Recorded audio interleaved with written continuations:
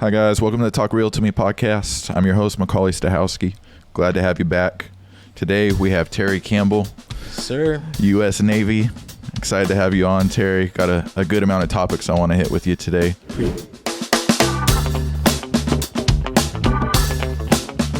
Thank you, bro. Yeah, appreciate you coming on. Go ahead and introduce yourself. Tell us a little bit about yourself, anything that you'd like people to know.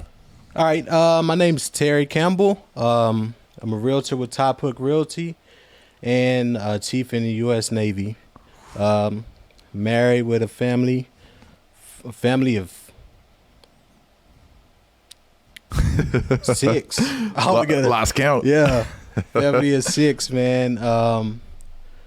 Originally from Cassell, Louisiana, small town, with probably around 5,000 people. Okay. Super small. Yeah, super small. Been in the Navy around 16 years. So I've been doing it probably my whole life. I graduated high school and I went to boot camp probably 2 months later. Let's hit that. That's my favorite right now, is hearing boot camp stories from everyone. All right. So you were 18 when I was 18 when I went to boot camp. Okay. What did you have family or anyone that was in military or? Yeah, so actually I actually signed up for the Navy probably my junior year of high school. So I have a brother. He retired probably 2 years ago as an LS in the Navy. So he is probably one of the big reasons for me joining. Okay.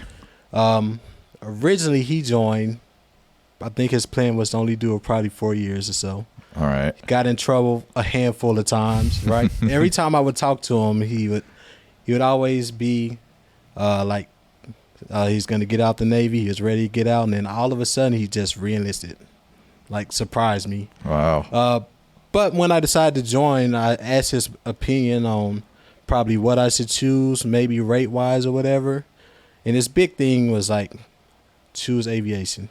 Okay. If you could choose aviation, choose aviation. So I joined. Cool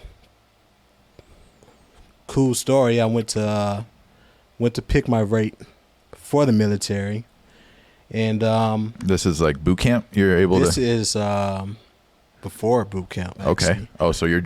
This you're is saying at before MEPS. your leave. Wow. So I'm in high school picking my rate, and the guy is talking to me about all the rates the Navy has to choose from, and he gives me blurbs on all of the jobs. He asked me what I want to do. I said, I want to work on computers. Okay.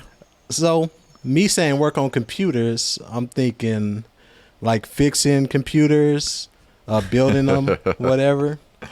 So he reads me all these jobs, and I choose this job, AZ, because the blurb to me is probably working on computers. All right. So I picked the job, and then I'm leaving the MEP station with my recruiter, and I tell him the job I choose. He's like, "Oh, it's cool. I'm an AZ too." So he was an AZ also, and so I'm asking him what I'm gonna actually be doing. He's like, paperwork. So my job is paperwork. They got a lot of paperwork, man. Okay. But boot camp, I shipped off to boot camp. It's probably went around 2007. Okay. It's what you expect from boot camp. A lot of yelling. Yeah. A lot of building or breaking you down to build you up. Right. Right. I probably spent the first 2 weeks of boot camp blind because I went to boot camp with contacts on, and they told us to take out contacts, and I took out my contacts. So I probably was walking around Not boot seeing. camp, just wondering where I was at. Yeah. Right? Yeah. But it was pretty nice. I mean, well, it wasn't nice at the time. Yeah. In hindsight, it wasn't too bad. You do a lot of missing your family, obviously. But the big thing is getting into a routine. You got to get into a routine. The military is a routine, and it's different than what you're used to as a civilian. Right. How long was it 15 weeks for? 2 months. Okay. 2 months standpoint. Go in there. Let your family know, hey, I'll be back. Where was boot camp at for you since you were on that side of the U.S.? Boot camp was in Chicago. Okay. Great Lakes. Got it. what was, I mean, obviously you have drill instructors there too. Do you have any stories of them just getting into you during that 2-month time frame? Probably the first 2 weeks, within the first 2 weeks. So you have first couple days called your processing days or P days, where you're just getting all your paperwork done, all your shots and all that done. And at the time, all of my RDCs, because that's what we call drill instructors in Navy boot camp. So I had 2 of them there. In actuality, we had 3. So the third RDC shows up probably in the end of that week mark. So I can remember this day like vividly. We went to the galley to go eat, right? And before then, people would just get whatever they want to eat. Well, this day she comes and she's like, as soon as we get back to our spaces or whatever, she noticed a lot of people eating cookies. And immediately we got IT'd for probably 30 minutes. What's IT? Physical training. Oh, We no. got physical training. Gonna work for that about cookie 30 off. minutes. We had to work that cookie off. And when I tell you grown men going crazy, it wasn't nice. I'll tell you that. That's, oof. I could only imagine. Yeah, man, you got grown men crying and everything. Wow. Did you have second thoughts at that point? I probably had second thoughts when I first got there. Yeah. I'm not gonna lie. Obviously, That like first missing the week, family too, I bet. I was like, when I get out of here, my recruiter is about to get it. He is about to get it. He was a cool dude. He still is a cool dude. I'm still in touch with him. That's good. That's good. I want to try and get someone on like that to where they can tell us that process of obviously getting in contact with you at high school. I've heard a couple of good stories about that. Yeah, so that's probably their best way to, I feel, get in contact with people that's interested. Right. Because around that time, you're in high school, you don't know what you want to do. A lot of people want to go play sports in college or go to college. But there's a point, especially if your family doesn't have the money to send you to college. Some people don't want loans. Right. To go to college. So, and then in some places you don't really have the opportunities as far as jobs go, and everything like that. So it helps out to have those guys there because they kind of give you an idea what you can have from the military. Right. Because there are a lot of benefits from the military that you're not going to get as soon or for the price that you would get for joining the military. Right. You get college in the military. Yeah, you get after 4 years you get your GI Bill, but you can still go to college while you're in the military. Right. So you can have a bachelor's degree before you even get out. That's crazy. You get medical benefits. You don't got to pay for those. If you decide, or if you make rank quick enough, you can get BAH, where you can stay. You don't have to stay on the base or the barracks. If you stay in the barracks, it might be nice. You can save up a lot of money that way. Yeah. Because you don't got to pay for anything. You ain't got to pay for food. You don't got to pay for your housing or none of that. You Single can save sailors up right there. everything. Truly, you have a car note. Yeah. Yeah. If you have a car. And then if you get BAH, you have the opportunity to buy a home. You can rent. You can do whatever you want. You can have roommates. You're talking our language now to where Yeah, man. start hitting the VA side of stuff. We'll get to that there at the end. I'm glad that you took a real estate journey on top of everything that you've had going on. For sure. Let's hit that too. So deployments, obviously I heard 2007 in there is roughly when you got started. Instantly my mind goes to 9/11. Is that one of your first deployments that happened, or did you have ones that happened before that? Talk about the ones that you have been on throughout your career so far. Okay. So I started my career in Whidbey Island. Actually, the same duty station where my brother was. Wow. He actually gave me a game also. So my first command was VAQ 133 Wizards in Whidbey Island. So their expeditionary command. We deployed to places like deployed to Iraq, Afghanistan, basically the desert. We didn't go on aircraft carriers or ships or anything. So my first deployment was to Bagram, Afghanistan, probably around 2008 time frame. Wow. Which wasn't, in my eyes, that bad. Okay. It was, I mean, it's different. It's different than the United States for sure. You're in the middle of nowhere. You're on a big base in this case with a lot of military from around the world, not just the United States. You have France, you have England, you have everybody because it's a NATO base, right? Right. And out there we stayed in what they call B huts, just plywood, these little plywood houses, either that or tents. Wow. They have big 150-man tents. Everyone just all lined up in there next to each other kind of deal. Yeah, basically, and they weren't bunk beds. They were just cots or whatever. Okay. But it was pretty nice. As nice as it can be for being overseas like that. Right. It is very cold in the winter out there, though, and very hot. That surprised me. I always thought of the Middle East as being just desert. Right. Afghanistan is like mountains. Like you're surrounded by a mountain. Okay. So it's definitely different. My second deployment was to LSI, Iraq, probably around the 2009 time frame. Around the time that President Obama pulled everybody out of Iraq, we made it out there. The base was full of people. Okay. And then after that, probably about a month later, he pulled everyone out. So the base was split up to two sides, and it was a ghost town. It was basically us, some Nigerians out there. We had like the whole base to ourselves almost. How did that feel? Were you scared at all, or what was going through your mind at that point? You know what? So it was different. In Afghanistan, we had to deal with mortars. We had to deal with the stuff that you think about when you're at war. Right. In Iraq, it was kind of dwindling down to a point. So once they pulled everybody out, our biggest, I think our biggest scare were the wild dogs. Really? I'm not gonna lie, the wild dogs were attacking people.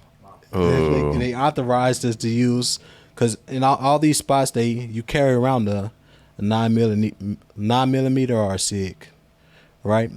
And they authorized us to use those bullets on those dogs. For that specifically. And usually, like if you shoot that gun, you got to go through a lot. Right. You don't play with those bullets. Yeah. So they authorized us to shoot them if we're getting attacked by them. But once everybody was gone, they took over. That's kind of, I mean, if you're an animal lover too in the career, that could be traumatizing. Yeah. You know, but you're also protecting yourself too. So I'm sure there were some people that, accepted that, being like, hey, this is what I have to do. If it's that wild, that never even crossed my mind as something that you guys would have to deal with. Yeah, as you're walking to work, I mean, you can see them walking right next to you, or at least out in the fields. They're out there. Wow. And they took over all of the hangars that people left. Mm-hmm. You would hear them howling all through the night and everything. And they had hyenas and everything out there. So yeah, you painted a great picture of exactly what you were doing out there. Yeah. What was after Iraq? So after Iraq, I transferred from VAQ 133. Or actually, they started to transition from Prowlers to F-18s, Growlers.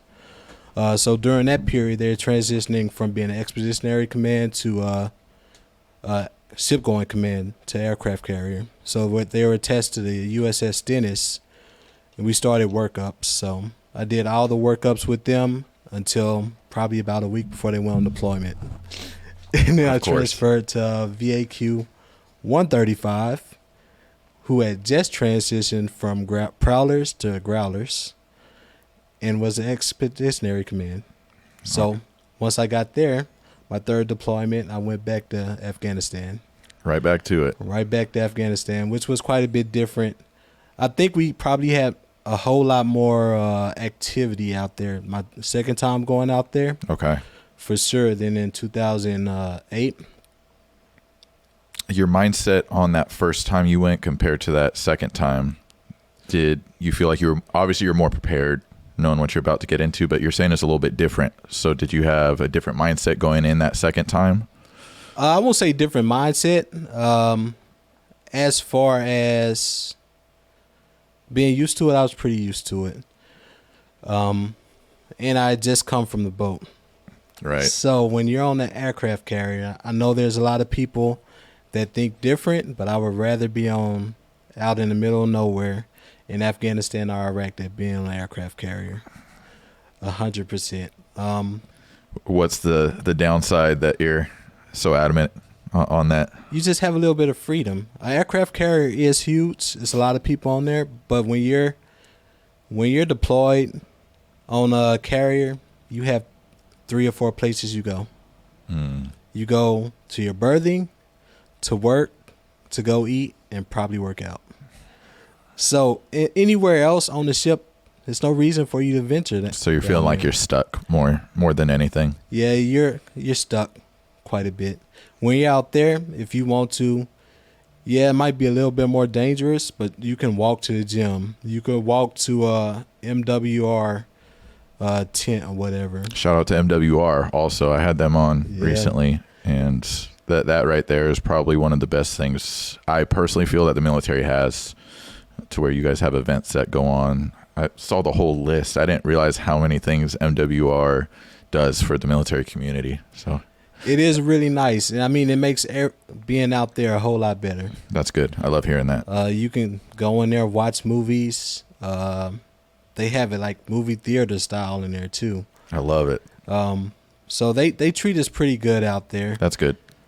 So after that, I went like I said, I went to VAQ 135.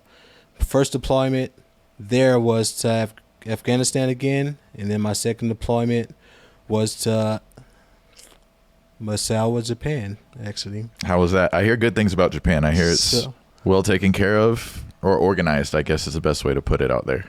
It was very nice. Yeah? I made it out there in the wintertime, and it was snowing like crazy. Like, probably more snow than I've ever seen. So I made it out there, stayed there probably about a week. And then the rest of the command came, and we went on a detachment to Guam. Okay. Which was very nice. Like, Guam is where the people from Japan is basically their Hawaii. Okay. So they go there to hang out. So you're basically at a resort. Nice. All right. I mean, yeah, you're working. You're working 12 hours a day probably because you're on deployment. Yeah. So that's the thing about deployment. You work 12 hours a day, 7 days a week. Yeah. There's no days off. But when you're off, I mean, you're off. So you can explore Guam or whatever. You can try the things that they have out there to offer. So after that, I probably stayed there for about a month. I stayed a little bit longer because they had a typhoon. So. Oh, nice. How was that? It actually wasn't so bad. A lot of wind. Yeah? It was a lot of wind, but I've been in hurricanes before, so. Okay. Yeah, being from where you're from, those things come through, and those are vicious. Hurricanes are different. They are. I haven't had to deal with the brunt of them. I always had to deal with the tropical depressions of them, or tropical storms. Okay. Which was basically a typhoon. Yeah. So. Yeah, and that's stuff that people don't realize in military also is after something big like that does happen, hurricane, military is there for, first aid, hand out food, drinks, whatever it may be. Different kind of military groundwork that happens, but a lot of people don't really notice that is our military there helping get you your water or whatever it may be that's needed too. Yeah. A typhoon, that's cool. That's unique. Was that your first time experiencing something like that? For sure. Yeah. For sure. But it was still nice. I mean, we got to stay a little bit longer before we headed back to Japan. And when I made it back to Japan, it was like cherry blossom season time. Sneezing all the time? You allergic? I'm not allergic, but okay. it's pretty nice. Like, Just seeing the trees out there and everything is pretty cool. So That's good. being in Japan, you get to experience a lot of things that are totally different than being in the States. Yeah. Their culture is totally different. I mean, just how they operate, how they drive around the city or whatever. Yeah. Because that base is literally right outside of downtown. So you walk off the base and you're downtown Misawa, Japan. It's not a huge town. It's probably about the size of Hanford, maybe. Okay. But it was a very, very nice experience. And even, it's unheard of, but on deployment, I got to take leave. Nice. I got to take like a week of leave. What'd you end up doing? Well, I flew my family out. There you go. I flew my family out. They were supposed to stay a month, or supposed to stay a week. Uh-huh. They ended up staying a month because they took Space A planes out, and it was easy to get out there, but getting back home Ooh. is not so good. So An extra 3 weeks. an extra 3 weeks. So they got that experience for sure. Yeah. I mean, it didn't hurt us financially or anything like that. It's definitely an experience for them. Yeah. And I'm sure they'll never forget it. But that was a nice deployment, a nice per diem too, compared to everywhere else. I bet. Because I never dealt with that before either. So after VAQ 135, I went to VAQ 134 to help transition them from prowlers to growlers. They were also expeditionary command. So my whole time there was just transitioning them from one platform to another, mostly detachments. And then I finally got to take shore duty. And I went to CPRW 10, which is the P3, P8 wing there in Whidbey Island, which was a cool experience. I got to see kind of what the P8 world's about. Yeah. And all the great things that they get to have, all the places they get to see too. Let's hit those good things that they got on that side. So everyone in the Navy, we call P8 Navy per diem Navy. Okay. Because everywhere they go is crazy per diem, right? But if you're there, you kind of see the places they're going, and they're always in Japan, places like that. They're in places where I didn't even know the Navy could go. That's awesome. They could be in France, they could be in Iceland, they could be anywhere. And obviously, people don't want to. A lot of those guys don't want to. They're not ship sailors, so they don't know how ship life is.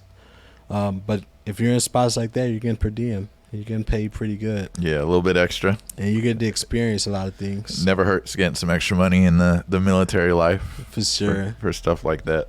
Let's talk about the food. We kind of talked about that a little bit earlier. I didn't understand the difficult. So you're deployed. If you run out of food, let's hit that side. You had a pretty good story. Yeah. So being on the aircraft carrier, being in the military period, right? You get trained for periods in time where you might have to ration food, or you might not have a lot of food available.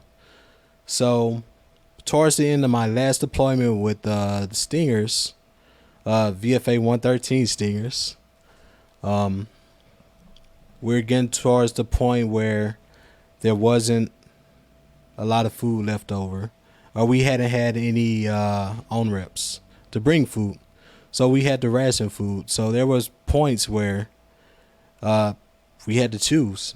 Like if you have a meal that things go together, maybe it's spaghetti, right? Mm-hmm. You might have a choice of the noodles or the spaghetti sauce. Which one are you picking? I'm gonna choose the spaghetti sauce. Yeah, all day. I'm gonna choose Easy. Yeah, all day. I could put that on something else. Okay. But I mean, we're trained to deal with that. Right. Yeah, that's probably not the best part of the military, what everybody wants to do when they get in the military, but you are in the military.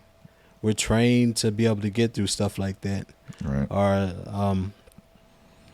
and to get through things that probably suck. We could probably deal with a lot of stuff that a lot of people wouldn't deal with Right. that are not in the military. Just because we've dealt probably with worse. For sure. I feel like there's a suicide crisis going on. Recently it seems like you've just been hearing that nonstop.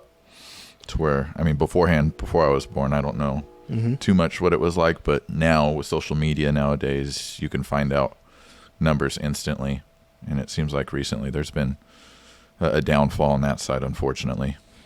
Yeah, but I think it's also probably increasing in general throughout the world, or at least in the United States. Period. Right. Yeah, I think it probably is increasing, but we are also, military is increasing their, I guess their targets to try and help with the suicide That's beautiful. rates. I love hearing that. That's always a good thing. What's overall, anyone that's listening that wants to go into the Navy, pros and cons in your career so far, what would you have? 100% the pros. Obviously, stability. The stability financially. Every 2 weeks, you're getting a paycheck.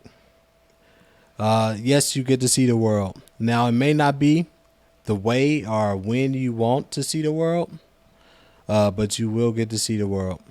You'll get to see other places, other countries. You'll get to experience other countries. And then you'll get to, you'll be able to bring that experience back to you when you make it back to the States. Show your kids and let them know about it too. Because you always have souvenirs and stuff like that you bring back. The camaraderie, no matter where you are, there's somebody from the military. And no matter how long you've been in a command or transferred to a command, you're probably going to meet up with somebody else that you've been with before. So you have lifelong people that you deal with, whether you're in the military or not, whether they get out, because not everybody's going to stay in. But it's not for that. It's not for everybody to stay in. The military, to me, is either a stepping stone to get you where you need to be, or you can do the route and you retire. And if you retire, you get paid for the rest of your life. It's beautiful. If you have a family, or even for yourself, you have medical benefits fully paid by the military. And that's for you and your family. You got college. Like I said before, you can get college. You can get your degree while you're in the military without even using your GI Bill. Yeah, that's a big plus of joining the military is your GI Bill when you get out. But you can get it while you're in. And if you stay in long enough, you can transfer that GI Bill to your family. So you can give your college degree to your kid or your spouse, whatever you want to do. And then the VA loan. Boom. The VA loan is a big plus, whether it's for you personally, for you and your family. But I've even seen people after they've used it, because you're PCSing, and if you PCS to another location, you still own that house. Yep. And technically, if you want it, you could refinance to a conventional loan and buy another house with a VA loan again. 0% down. 0% down. So a lot of people used it to their benefit. And a lot of people are well off from VA loans. Even if you decide not to stay in 20 years, you still got that VA loan. As long as you do 4 years, you have the VA loan. You have that opportunity. I love it. 4 years, 16, 29, 30, it's there with you as long as you exit the right way. As long as you exit the right way. That's right. Since we're on that topic too, Top Hook Realty, we're glad to have you on the team now. Glad to be here. What's that like as far as working both? Obviously, everyone's going to hear the taxing side of the military, and you're over here now, hey, I want a side job. When I get done with this, I want to do something else on the side. What made you get to that mindset? And then also, what made you choose Top Hook Realty? Okay. So me getting my becoming a realtor, I know eventually I'm not gonna be in the military forever. So I want to be ready when I'm not in the military. And real estate is something I want to do. I really want to strive to do. So with being in the military at the same time and um, trying to learn this aspect of everything, because just because you get your license or pass the real estate test, that's just the beginning. You got a whole lot more to learn. I still have a whole lot more to learn right now. Yep. Like I'm just starting. But I have to use a whole lot of I have to use off time basically. I work whenever I need to work with the military, and then if I have time during the weekend, I try and devote some of that time during the weekend.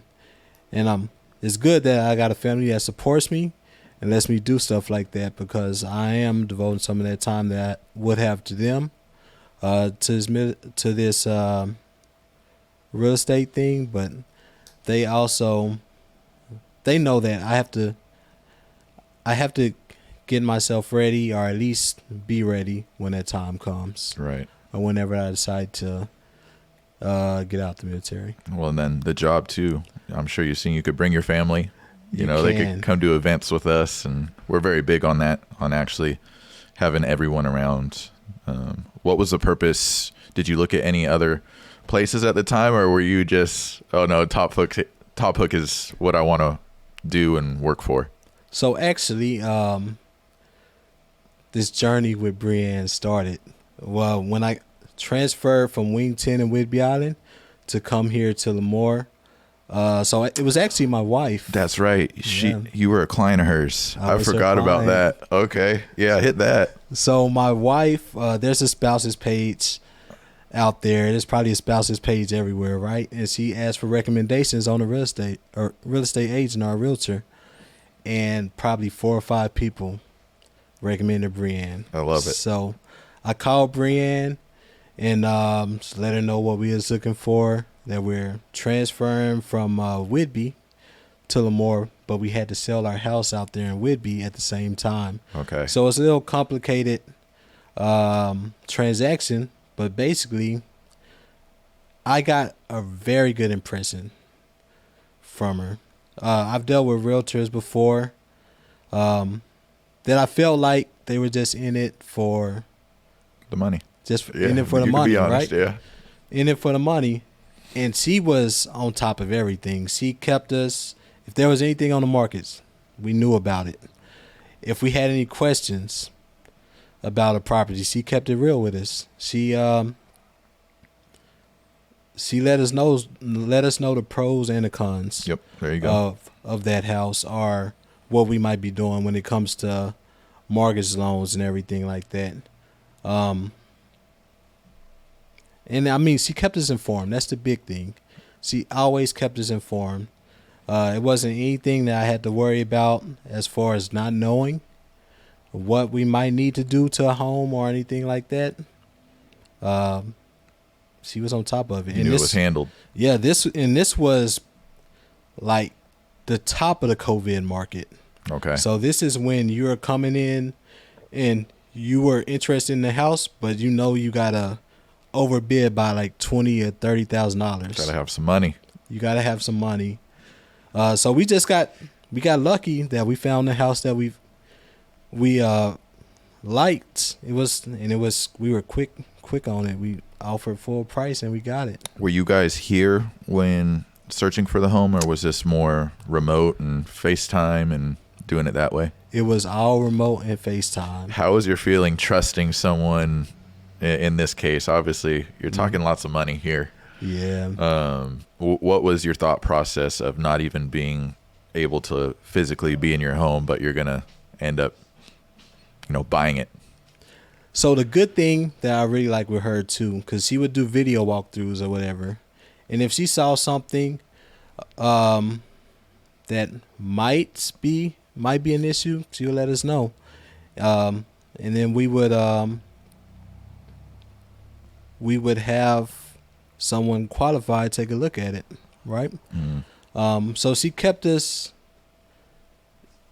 She definitely kept us in the loop on just making an informed decision when it came to what we were looking at. Okay. So she made it very comfortable for us to buy a home like sight unseen with just video. Were you thinking about doing a side hustle, real estate before that, or is that really when it started making your mind go like, hey, I may want to do this here in some time? So I've been interested in real estate for a while. Okay. Like I've had rental properties and everything like that. I used my VA loan. I bought my first house was a condo, and then I moved out of that and rented it out for a while, and I sold it or whatever. So I've always been interested, but it's probably my deployment with VFA 113 on the Carl Vinson.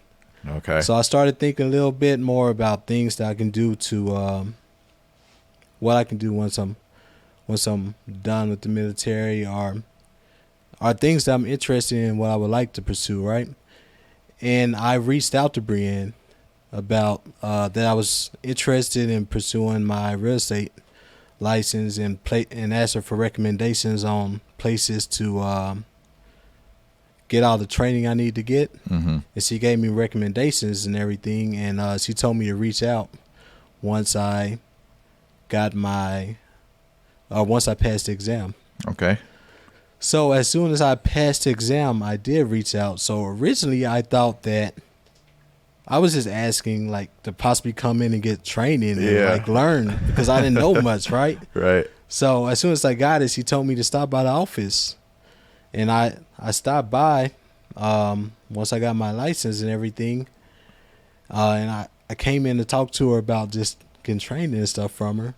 It's like she offered me a job. There it is. So it definitely it surprised me, but it definitely gave me a good feeling that she believed enough in me to actually offer me a job. Yeah, that's the part I love about Brienne. Top hook. Also, is recommendations.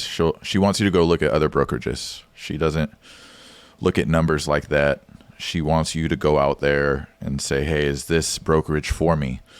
And I love hearing that.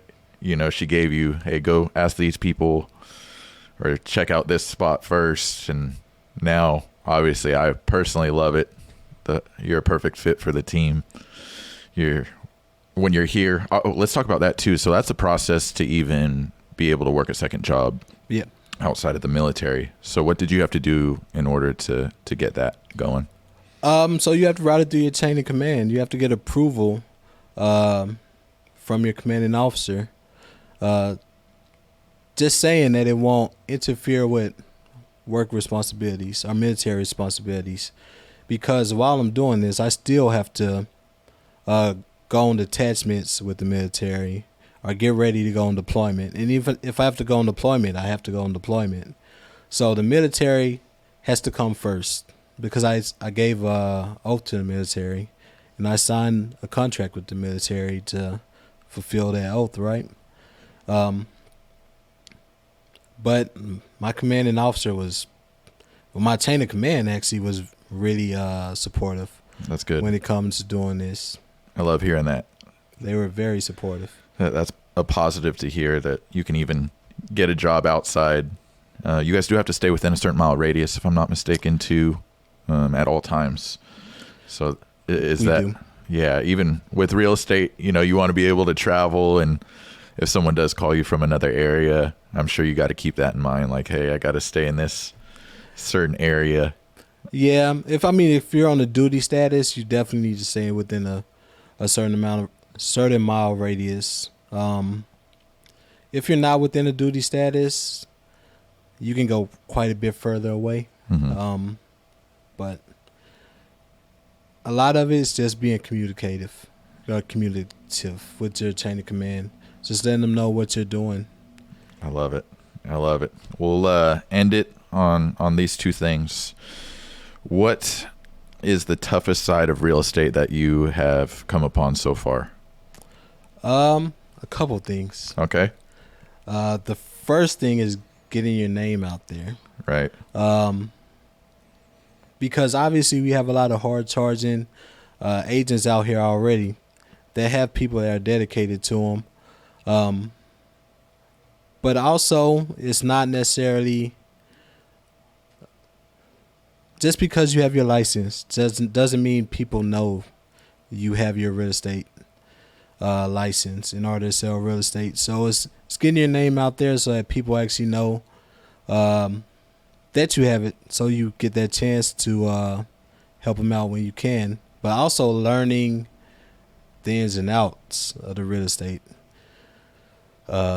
thing. So like I said, there's a lot of things that I don't know. Yeah. Like, I'm truly just now getting to the point where I can focus on getting things or learning more and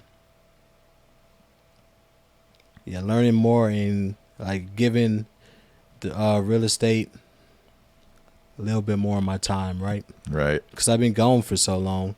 But now that should be going to shore duty soon, I should have a whole lot more time to dedicate myself. I love that. A couple of things that Brianna's told me starting out when I was in your shoes was client retention. Or you have three things that you should really focus on. Client retention is one of them. Good communication and a good work ethic.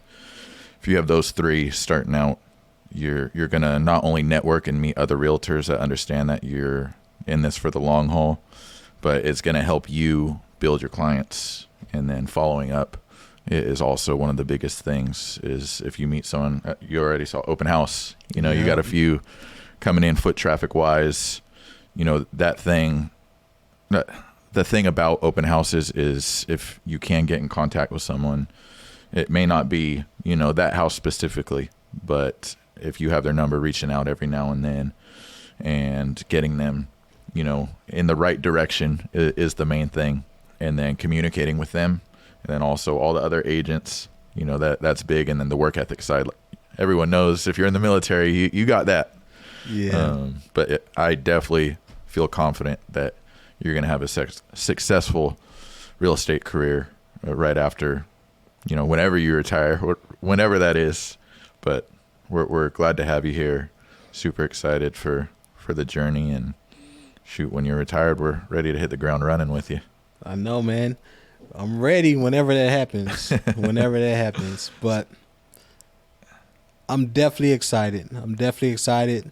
To start a new journey and to really get things rolling, man. I love it. Terry, thanks for coming on. Appreciate having you. If there's anything that you need, we're here family-wise, or if anyone in the military needs help, you know that we're here. So I have also decided my podcast today that I'm ending on a real estate dad joke. So you get the first one today. All right. Yeah. Cool. What is a house's favorite clothes?